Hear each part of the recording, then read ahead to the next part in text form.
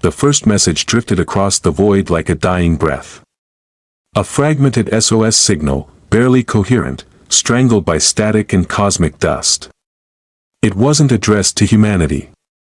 In fact, every major galactic civilization had already dismissed it, tagged it as a low-priority distress call from some collapsing frontier colony. Not worth the fuel to investigate. Not worth the risk, but the signal did not vanish into silence. It passed through the outer shell of humanity's expanding sensor web, and for 3 long hours, no one knew what they were hearing. The translation AI stuttered. The metadata came back burned, scrambled, scarred. And then, finally, a single recovered line appeared on the screen of the deep relay operator on Lunar Station 6, any species. Please. Help us. We are dying. Humanity was not known for ignoring a cry like that. Across the moon's dim corridors, the operator whispered the words to her supervisor. By dawn, Orbital Command had a copy. By noon, Earth had 1,000 versions of the translation, and every warship captain in the home fleet had requested clearance to respond. The galaxy called humanity Deathworlders for a reason. Not because humans sought violence, but because they came from a planet that had raised them on pressure. Chaos, and survival. To them, danger was a language. Distress was a call to arms. And abandonment was unforgivable. The High Command held a single emergency session. No speeches. No debate. Just a long shared silence as the message played over the speakers again. A quiet, broken voice begging anyone to save them before they vanished beneath whatever nightmare had consumed their world. 3 hours later, the largest human vessel ever fielded in peacetime, the Resolute Verge, lit its engines. It launched like a comet being hurled from humanity's cradle, dragging behind it an escort fleet of destroyers and medical cruisers. Even the civilian networks felt the war beat building in the air. Humanity did not know who was under attack, or who had done the attacking. They only knew this: someone out there was dying, and no one else would come. As hyperspace swallowed the fleet in shimmering blue, the Admiral stood alone at the observation deck, staring into the fractured horizon. She wondered what kind of enemy could instill such desperation in a species they'd never met. She wondered why the galaxy had turned its back on them. And she wondered, quietly, privately, if humanity was flying into a trap, but what she wondered most was why the SOS had sounded so familiar. Not in tone. Not in language, in fear, a fear she recognized from the oldest human stories. A fear that whispered of something that did not simply conquer, but consumed. Behind her, the fleet's engines thundered harder, tearing a path through folded space as if daring the unknown to strike first. Whether they arrived as saviors or avengers would be decided soon enough, and across the stars, on a world no one else cared to reach, the screaming began again. The fleet dropped out of hyperspace on the edge of a silent graveyard. Wreckage drifted in slow orbits around a dying yellow star, each piece scorched and torn open as if shredded by something that understood anatomy better than metal. Human ships dimmed their engines, gliding through the debris field with wary precision. No transmissions. No beacons. Not even the automatic black box pings that should have echoed through the void. It was as if the system itself had forgotten it once held life. The Admiral stepped closer to the main view screen as a medical frigate projected scans of the largest drifting structure, a colony hub the size of a human megacity, split neatly into 2 halves. Not exploded. Not crushed. Separated. Like prey taken apart by a predator too confident to hide its work. As search drones launched into the ruins, the crew whispered among themselves. The fear was subtle but growing, an old instinct humming beneath their breath. These were not human ruins. The alloy composition was foreign, the architecture intricate and graceful, nothing like Earth's blunt industrial brutality. Whoever had lived here had valued art as much as technology. And yet they had died with no beauty left. The communications officer straightened as her console flickered. A weak pulse. A heartbeat of artificial origin. Something alive, or trying to be, buried beneath a shattered moon. The admiral gave a single nod, and the fleet pivoted, engines igniting as they descended toward the scarred lunar surface. When the landing teams touched down, dust rolled across their armor like smoke. The moon trembled beneath them, groaning with deep subterranean damage. And then the first door opened, a massive irised vault door carved with symbols no one recognized. Inside the shelter, the air was cold. Too cold. Frost clung to the walls, glittering like trapped stars.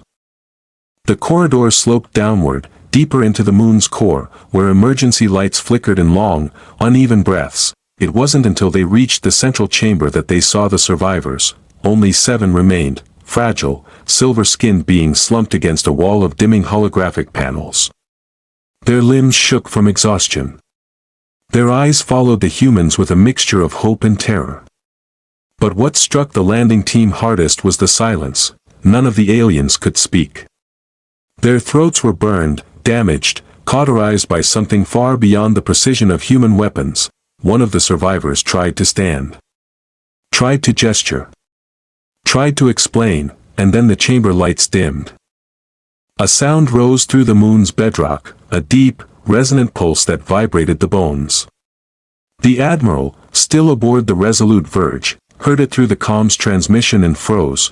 It was not natural, it was not mechanical, it was a call, a hunting call. The survivors reacted instantly, scrambling behind the human marines, their bodies trembling in pure animal panic. The holographic panels behind them lit up just long enough to show a single image, something that looked like a starship, but wrong. Too organic. Too fluid. Too alive. The admiral stared at the pulsating form on the screen. The humans stared at the shadows trembling deeper within the moon. The survivors clutched at their saviors as if holding on for their final breaths. And for the first time since leaving Earth, the admiral understood why the SOS had been ignored. Whatever had attacked this world wasn't interested in conquest. It wasn't interested in territory or resources, it was interested in the chase, and now, it had sensed new prey. The moon shook again, harder this time, as if something massive was shifting beneath its crust. Dust cascaded from the ceiling in slow, shimmering waves. Human helmets snapped upward while rifles powered to full charge with a synchronized hum. The survivors pressed closer to the Marines, their trembling bodies betraying a fear so primal it infected the humans too. The Admiral's voice came through every comm channel at once. Steadier than anyone felt, hold position. Extract the survivors. Whatever is waking down there, we're not letting it surface. But the moon had other plans. The floor cracked. A thin fracture at first, then a web of glowing fissures as the lunar bedrock split open like an egg under pressure. Heat surged from below, washing over the chamber with blistering force. Behind the humans, the holographic screens flickered back to life, displaying frantic streams of alien script the translation AIs couldn't process fast enough. One word managed to push through, whispered in a synthesized, glitching tone, "Run." The Marines pulled the survivors into formation and sprinted toward the exit ramp. Alarms wailed through the moon's core, ancient, broken emergency systems screaming for the first time in centuries. The corridor behind them collapsed, swallowed by a rising plume of molten stone shot upward by a force that didn't obey geology. From orbit, the Admiral watched the moon shift. A bulge appeared on its far side. A ripple spread across its surface, like pressure building under a living creature's skin. The Resolute Verge S sensor array lit up with a biosignature so enormous it broke calibration. Engineers rechecked the data again and again, believing it had to be wrong. It wasn't. Under the moon's crust, something star-sized was moving. The landing team burst through the vault door as it slammed open automatically, pushing them out with explosive force. The humans spilled onto the dusty surface just as the ground behind them convulsed. A geyser of shattered stone erupted upward, launching debris the size of city buses into the thin exosphere. The Marines fired grappling lines toward the evacuation shuttle, yanking the survivors and themselves off the ground as a shockwave tore across the landing zone. The shuttle pilot didn't wait for clearance. Engines flared white, lifting them from the moon with a plume of burning dust. Inside the cabin, alien survivors clung to their seats, eyes wide and unblinking, staring through the window as the moon cracked open along a jagged fault line. A shadow emerged. Not a ship. Not a creature. Not anything with a single form humans could categorize. It unfurled like a nightmare blooming. Tendrils of dark matter and luminous exoskeletal plates opened in slow, deliberate movement, as if woken from a deep, ancient sleep. Its central mass pulsed with a cold violet glow, the same pulse the fleet had detected earlier, now magnified 1,000 times. It wasn't rising from the moon had been its shell. As the moon shattered behind it, the entity extended something resembling wings, massive, fractal structures that absorbed light instead of reflecting it. Human scientists aboard the fleet gasped, not at the creature's size, but at what it was doing to space around it. Gravity twisted. Stars bent. Light warped like a mirage, and then the entity opened. A single sound reverberated through the vacuum.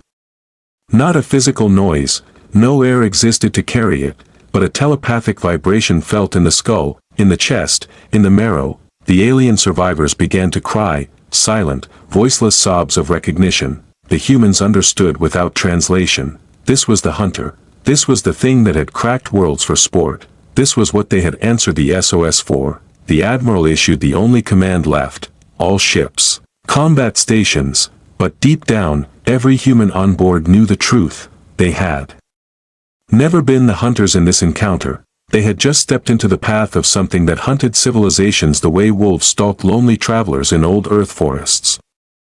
And now it had fixed its attention on them. The fleet moved as one, engines blazing against the void, but even with hyperspace-calibrated reaction thrusters, the human ships looked tiny against the creature's unfolding mass. Sensor arrays overloaded, weapon targeting systems flickered, and deep space scanners returned only static. The entity's composition was something between matter and energy, alive yet not alive, impossible to categorize. The Admiral gripped the railing of the observation deck, watching as the hunter's violet glow pulsed in rhythm with the residual SOS signals. It wasn't attacking immediately. It was assessing. Calculating. Waiting. A predator that didn't need to strike first to terrify. The Marines aboard the boarding craft hovered over the nearest moon fragment, weapons raised, but no projectile could harm what had just emerged. Engineers worked furiously to modify energy projectors, focusing beams into phased resonance patterns, human ingenuity meeting impossible physics. Screens displayed calculations in real time, formulas scrolling faster than eyes could track, algorithms rewriting themselves mid-flight. Suddenly, one of the alien survivors emitted a shivering pulse, a soundless vibration translated by the comm systems into a single word: defend. Their species had survived through instinct and intelligence. Somehow, in the face of something utterly incomprehensible, they had recognized the human capacity for both courage and cunning. The Admiral nodded. The humans weren't waiting for the entity to attack. They were choosing to act. The dreadnought at the fleet center roared, not in sound, but in energy. Its massive hull began to glow along deep veins of powered conduits. Beam cannons lifted into firing position, synchronized with the fleet's capital ships. Hundreds of smaller cruisers spread around in a protective circle, their shields forming overlapping arcs of light, forming the first tangible boundary against the incomprehensible mass before them. Then, the hunter shifted. Its fractal wings curled, and space itself seemed to ripple in waves of violet and black. The fleet sensors registered movement not in distance, but in dimensional displacement. It reached toward them, not a strike, but a probe, an exploratory tendril stretching across light years in milliseconds.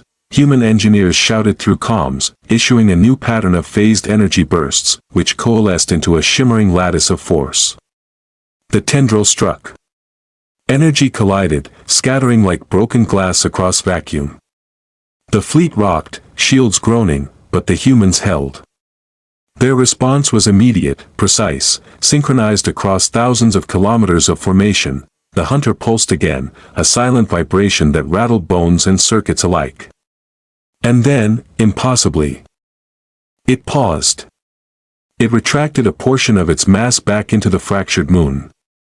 The Admiral realized, this was a being of judgment, not mere destruction. It tested them, observed their resolve, and acknowledged, in some unfathomable way, their defiance. In that frozen instant, humans understood something ancient and true: fear alone could not command them. Compassion, courage, intelligence, and moral depth, the qualities that had built civilizations, could match even the impossible, the Admiral whispered to herself, not expecting anyone to hear. We are human. We do not flee. And the hunter seemed to understand. Its pulse shifted rhythm, almost like recognition, before it receded slightly. Giving the fleet breathing space to adjust, regroup, and prepare, deep in the hull, technicians recalibrated weapon systems, sensors, and shields. Every system hummed with purpose. Humanity had arrived in the face of cosmic terror, and it had not blinked. The stars themselves seemed to hold their breath, awaiting the next move in this interstellar confrontation, as silence stretched, thick, tense, and pregnant with the promise of a battle no one could yet imagine. The humans took the momentary pause not as mercy but as opportunity. The dreadnought advanced, its hull glowing with an intensity that made distant stars seem dim by comparison. Smaller vessels fanned out like a living net, their shields interlocking, forming an impenetrable lattice that hummed with power. Every energy projector, every plasma cannon, every adaptive beam was aimed, waiting for a command that had already been silently given across the fleet. Below, on the shattered moon, the alien survivors whispered to themselves, their fragile voices vibrating through the comms like prayer. They did not understand the scale of the humans' defiance, nor the depth of the resolve that had carried them through millennia of hardship. All they knew was that these beings, strange, resilient, unpredictable, had arrived, and for the first time in their lives, hope burned in their veins. The entity moved again. Unfurling tendrils that twisted through space with the elegance of a predator and the precision of a machine. It was testing, probing the fleet's response, trying to understand these creatures that dared to face it. And the humans responded, not with panic, but with calculated action. Beam arrays flared, shields pulsed in harmonic patterns, and drones streaked outward to relay data in real time. Every system, every soldier, every captain functioned as one mind, tuned to defiance. The first strike came from a distance that should have made it impossible. The dreadnought unleashed a chain of supercharged projectiles, each one phasing through the spatial distortions that the entity generated, striking its appendages with explosive impact. The energy rippled, unbalancing the creature, fracturing some of the shimmering membrane that surrounded its core. Shockwaves rippled across the void, shaking the fleet, but the humans held position. For the first time, the alien survivors dared to look openly at their saviors. They had seen worlds fall, civilizations erased, and yet here, standing on the edge of annihilation, the humans did not flinch. They struck with precision, defended with ingenuity, and calculated each risk as if their survival, and the survival of others, depended on it. Because it did, the hunter recoiled, not in defeat, but in awareness. It was not used to prey that responded with such layered intelligence and unyielding moral depth. It was a being that consumed stars and shattered planets, yet here it paused, processing, measuring, confronting. The humans were something it had not accounted for, resolute, relentless, and unbound by fear alone. And then, as the fleet held the line, the entity pulsed one final time, sending a reverberation that shook the very cores of ships and minds alike. But it did not strike. Instead, it withdrew, partially retreating back into the fractured moon, leaving the humans breathing, regrouping, alive. Across the observation decks and control rooms, every human realized the truth of the moment. They had not simply survived, they had earned the recognition of something far beyond comprehension. Humanity had arrived where no one else dared to go, not just as soldiers, but as defiant sentinels of life. The survivors on the moon wept quietly, touching the humans' arms, their expressions filled with gratitude and disbelief. The fleet, battered but unbroken, formed a protective orbit around the shattered world, engines humming softly in the aftermath, and somewhere deep within the void, the hunter waited, patient, curious, perhaps even respectful.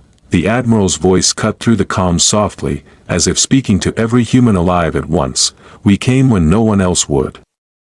We stood when the galaxy faltered. And we will not retreat.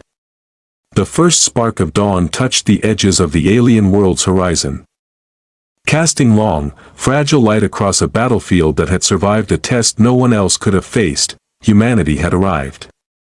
And the galaxy would remember. The fleet remained in orbit, a shining wall of human ingenuity and resolve, as the fractured moon beneath them trembled but did not shatter further. The entity had not retreated permanently. Its vast, violet pulses rippled through the void, a silent warning and a promise that it would return. Yet humanity did not flinch. They had seen the impossible, faced it, and emerged intact, the alien survivors huddled within the shuttle bays, watching the humans with awe.